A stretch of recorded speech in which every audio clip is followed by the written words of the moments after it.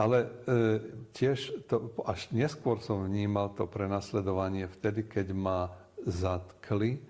A to v čase, keď moja manželka mi zavolala, že by potrebovala, aby som ju zobral do nemocnice, bola v 8. mesiaci, lebo začala mať kontrakcie.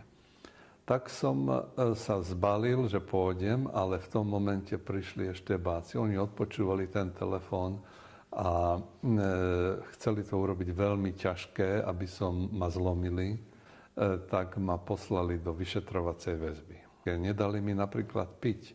Až na 3. deň som dostal pohár vody. Bola to cela, kde bolo 5, ani nie, možno 5 metrov dlhá a 2 metre široká a 5 ľudí nás tam bolo.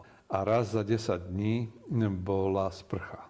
A ja som na tej hornej platforme pracoval a zrazu niekto prišiel ku mne a ma vysotil von.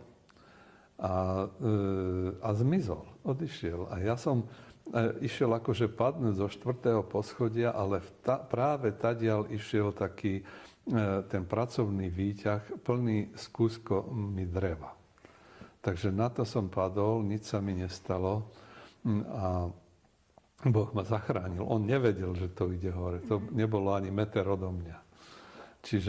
Čiže Boh ma takto zachránil. Tam bolo mnoho takých situácií, kedy som mal byť